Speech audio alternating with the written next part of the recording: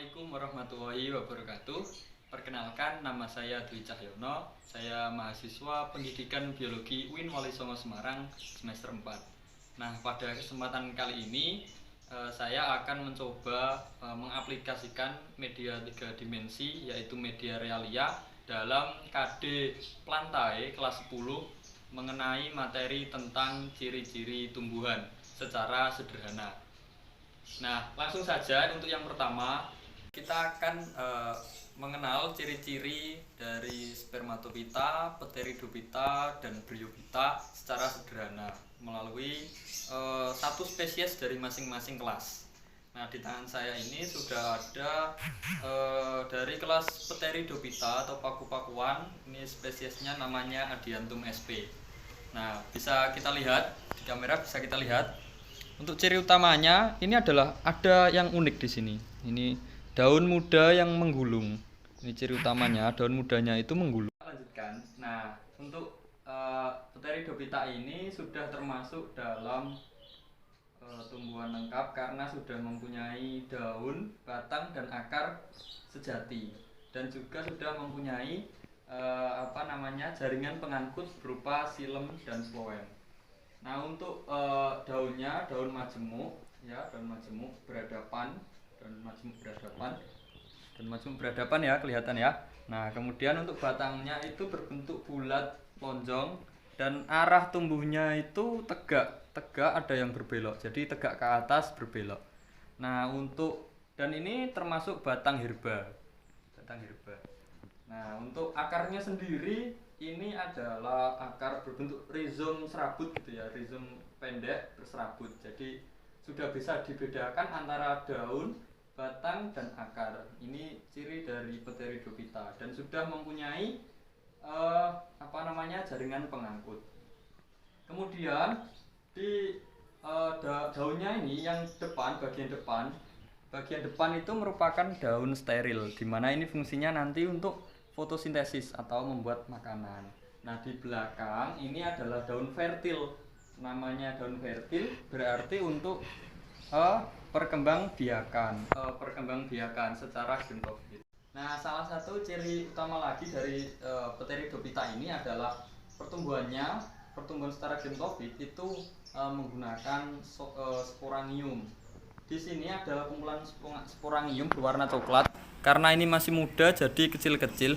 Nanti kalau sudah dewasa itu biasanya warnanya coklat dan besar-besar. Nah, itu nanti untuk perkembangbiakan, di mana nanti sorus-sorus ini sporangium yang sudah dewasa akan matang dan jatuh atau bisa dibawa angin dan menghasilkan gentofit baru. Nah, itu untuk pteridophyta. Kita lanjut ke yang bryophyta. Oke, baik. Sekarang kita masuk ke bryophyta. Kita akan mengenali ciri-ciri bryophyta. Nah, ini saya membawa lumut daun atau yang biasa kita kenal sebagai musci. Nah, lumut daun ini adalah talus-talus begitu ya. Jadi belum bisa dibedakan antara daun, batang, dan akar.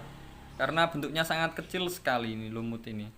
Nah, untuk perkembangbiakannya, di sini ada ini. Nah, ini namanya seperti jarum. Ini adalah organ kelaminnya, antheridium dan archegonium. Nah, nanti antheridium yang sel gamet jantan begitu, ketika matang akan melepaskan spora sel spermanya menuju ke ovum. Nah, melalui bantuan air, sehingga lumut ini habitatnya di tempat yang lembab karena memang membutuhkan air dalam proses fertilisasi untuk menghasilkan sel gamet baru.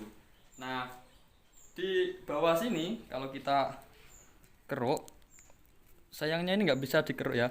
Ini di bawahnya ini bukan akar tapi akar semu, bukan akar sejati tapi akar semu, kita kenal sebagai rhizoid, yang fungsinya untuk tempat menempel pada substrat. Nah, kebetulan ini substratnya adalah batu bata. Dia menempel pada batu bata. Ini fungsinya juga untuk menyerap dan menyimpan air dan mineral. Begitu ya. Jadi ini belum bisa dibedakan antara akar, daun, dan batang. Kemudian ini juga tidak punya pembuluh darah. Bukan pembuluh darah, maaf ya. Tidak punya jaringan pengangkut. Seperti xilem dan phloem dia tidak punya. Jadi air mengalir dari dari daun dari atas itu langsung diteruskan ke bawah hingga rizoid tadi. Begitu ya, itu untuk yang bryophyta. Kita akan membahas tentang spermatophyta, di mana saya membawa salah satu jenis spermatophyta yaitu angiosperme, yaitu biji tertutup. Karena spermatophyta dibagi menjadi dua, yaitu angiosperme dan gymnosperme. Saya membawa angiosperme yaitu klengkeng, buah klengkeng. Nah, untuk ini termasuk buah sempurna, pohon sempurna atau spesies sempurna karena sudah dapat dibedakan menjadi daun, batang, dan akar sejati. Kemudian ini juga tumbuh besar berupa pohon besar. Nah, untuk alat perkembangbiakannya berupa bunga, nanti akan menghasilkan biji yang diselubungi oleh bakal buah. Oleh sebab itu maka dia disebut sebagai angiosperme atau tumbuhan berbiji tertutup. Nah, nanti biji tersebut akan jatuh ataupun dibawa oleh angin atau dibawa oleh burung-burungan. Nah, akan muncul tunas baru sehingga tumbuh gamet baru seperti itu. Nah, itu untuk materi kita pada pertemuan kali ini. Jadi saya ulangi kesimpulannya. Perbedaan ciri-ciri daripada Pteridophyta, Bryophyta, dan Spermatophyta. Kalau Spermatophyta ini sudah mempunyai daun, batang, dan akar sejati. Begitupun juga pada Pteridophyta. Sedangkan pada Bryophyta atau lumut, mereka belum mempunyai akar, daun, dan batang sejati. Kemudian perbedaan yang kedua adalah organ reproduksi atau perkembangbiakan dari spermatophyta, terutama ini angiosperme atau biji tertutup, menggunakan bunga. Alat reproduksinya berupa bunga. Untuk bunga klengkeng itu termasuk bunga majemuk. Sedangkan pada Bryophyta dan Pteridophyta itu menggunakan yang namanya sporangium yang berisi spora atau itu sel gamet jantan. Begitu kemudian akan berenang menuju ke archegonium atau untuk membuahi ovum sehingga menghasilkan gamet baru. Kemudian ciri selanjutnya tadi apalagi teman-teman? Sudah itu saja ya, itu yang paling sederhana. Untuk nanti selebihnya spermatophyta itu kan masih banyak sekali, ada gymnosperme, itu akan kita bahas lain waktu. Seperti itu. Nah, demikian yang dapat saya sampaikan. Kurang lebihnya saya mohon maaf. Akhirul kalam, wabillahi taufiq wal hidayah, waridho wal inayah. Wassalamualaikum warahmatullahi wabarakatuh. See you next time.